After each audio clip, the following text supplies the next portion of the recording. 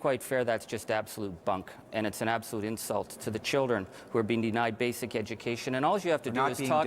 You have to, it's systemic discrimination against those children on the reserves in the communities where I represent that have no schools. The children are dropping out in grade 3 because they're hopeless. You talk to the public school boards of Ontario. You talk to the provincial school boards across this country, and they will tell you that the children on reserves have been systemically denied the basic right to a quality of education. They've spoken up about it. Educators have spoken up about this right across this country, and this government would rather lie to the people of Canada than to fix the fundamental injustice. That is an absolute lie that this government is saying that First Nation children are receiving better education.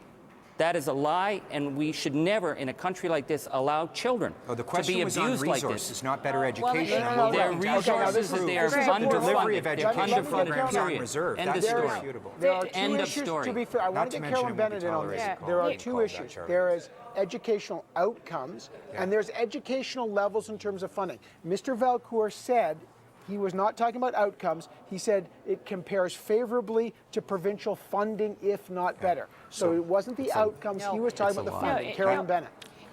The Auditor General's been very clear time and time again that this is underfunded in the children on reserve. The government is trying to fool everyone, and it's not working because outcomes do matter, is by adding together what it costs to hand the money out, what the band has to pay in sometimes an extra third or half to send that child to a provincial or territorial high school. That comes out of the band budget. They're lumping all that together and saying it's kind of the same. Because it deals with education. But no, we want to know what is paid per student on reserve and have it the same as children off reserve. All right. This is a fundamental issue here. I just want to, before I let you go, just so I understand correctly, the government is suggesting that First Nations Aboriginal kids are funded at the same level. It compares favorably or better. And the opposition, Charlie Angus, you called that a lie. So and Carolyn Bennett doesn't agree with it either. So Sheila Fraser maybe tomorrour could tell Parliamentary Budget Officer, Auditor General, Greg Rickford, school boards of Ontario, talk to them. Greg Rickford, so that's going to be the government's position. With respect to the resources, there's no question they are comparable, Evan. The difference is how those resources are spent and focused on outcomes that improve the number of children that are graduating from grade 12. So they'll blame the communities for their underfunding. We're in a consultative process right now, which is what the First Nations asked for. We had a national panel on education, something that dealt with structural challenges for a very long time, even Charlie would admit. Dealt for several decades, and what we've been focused on is improving the prospects of students graduating from high school and taking the steps to ensure that those numbers improve. That is not a pure question of resources. I'm going to just give the facts. It's a question of how we get value for the investments that we make and understanding what appropriate investments we need to make moving forward. Aboriginal Affairs said in 2002 in October that it spends an average of $13,542 for each student in 2010-11, okay? Not including money for infrastructure and maintenance, all right? And they say it varies.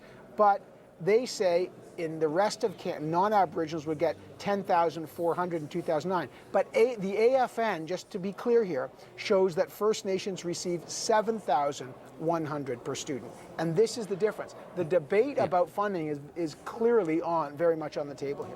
Evan, this is a fundamental issue. This is why the House of Commons voted for the Shannon's Dream principle, which was to close the funding gap. And Shannon's Dream was supported by national educators from provincial boards across this country who said that if you look at where the per pupil funding is, it's not there. We don't have the class size ratios. We don't have money set aside for funding. They don't even bother to fund computers and libraries. That's all considered Evan, excess. This is really something else. This is a fact. Some of those schools are state-of-the-art, Charlie, and you know that. There's how many? You know, listen to this anger here. This is about children. This is about children being denied their basic rights in the country of Canada. We're not going to solve this issue today, and we've got to go. But Greg Rickford, Charlie Angus, and Carol Bennett, I think it's a fundamental issue. It's one of the big issues that the walkers raised today, and this is an issue about education. And there's clearly a number of different views, and I'll have you back because I think our audience will want to hear more on this, and I appreciate your time today. Thanks to all three of you. Thank you.